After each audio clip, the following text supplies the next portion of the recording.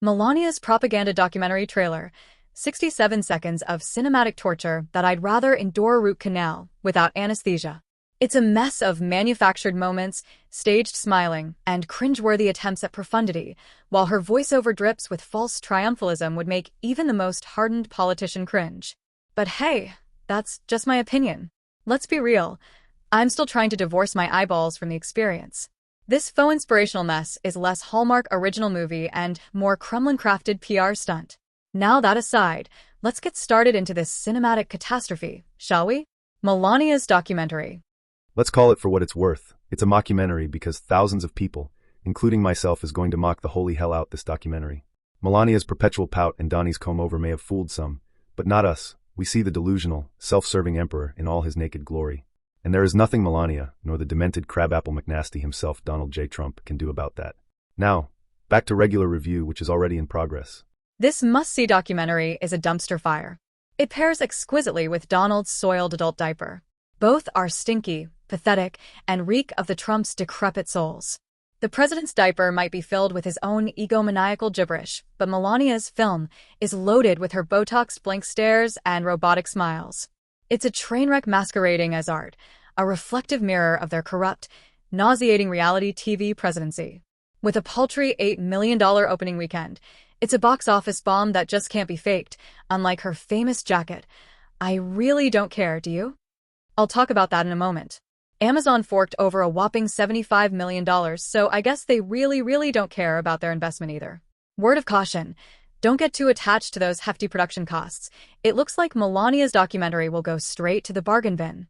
Let's end with this. Michael Moore's Fahrenheit 9/11 opening weekend was historic, taking in roughly $23.9 million in 2004, making it the highest-grossing documentary debut at the time. Let's take a moment and talk about disgraced director Brett Ratner. He is the cinematic equivalent of a recycling bin. Once flush with A-list talent, now he's dumpster diving for scraps to clutch to his fallen career. Meanwhile, he is facing 6 allegations from women accusing Ratner of sexual harassments and sexual misconduct, redefining action hero. Too bad his impact has plummeted faster than Melania's smile after Trump's morning tweets. But in a richly comedic twist, Ratner landed the directing gig for her documentary, an oxymoronic project as cringeworthy as it is unintentionally hilarious. Apparently, Ratner decided to channel his inner Kim Jong-un and rule the set with an iron, or in this case, slimy fist. Word on the street is he'd chow down on snacks, while crew members were too busy doing actual work to enjoy a sloppy Joe themselves. I'm pretty sure licking your fingers clean in a grubby way should have been the main trailer highlight, am I right?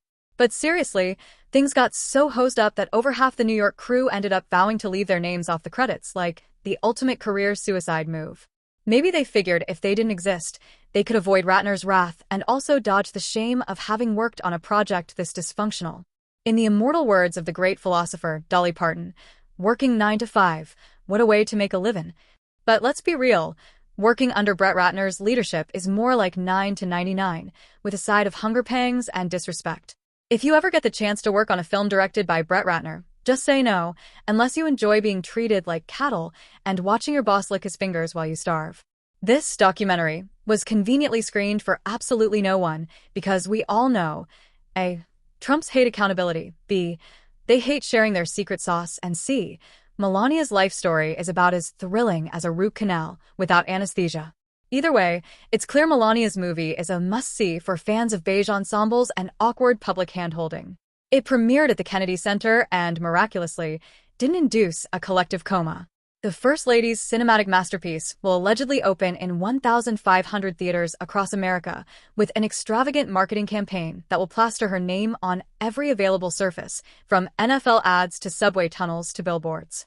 And the piece de resistance? A black carpet event with Melania emblazoned in towering letters, because subtlety is overrated. But wait, there's more. Notable by their absence were several key Trump family members. Eric and Laura, aka the whitest power couple since Folgers, gave it a hard pass. Barron, the spawn of Satan, was probably too bored to attend his mother's attempt at cinematic artistry. And let's not forget Ivanka and Tiffany. They must have got the memo that this family affair was actually a solo engagement. Let's not forget that Vice President J.D. Vance decided to stay home and spent a quiet evening getting intimate with his favorite couch. And as for the border queen, Kristi Noem, I'm sure she was too busy perfecting her cosplay in front of the mirror to attend this Trump family circus. Sweet potato Hitler unloaded on the New York Times for inquiring about Amazon's tax write-off as a favoritism ploy is rich, but last time he used his wallet to buy a favor was, oh, that Moscow Tower thing. Jimmy Kimmel calls their deal a $75 million bribe, and honestly, what's $75 million between friends, am I right? As for Trump's outrage, well, it's rich coming from the king of shady real estate deals. Maybe instead of lambasting the media, he should take a hard look in the mirror, or better yet, the funhouse mirror in his ego's mansion. This documentary is a colossal crock of drivel, much like Melania's infamous "I really don't care, do you?" Who could forget that horrific gem? It's time to refresh our memories with this iconic image of Melania wearing that jacket.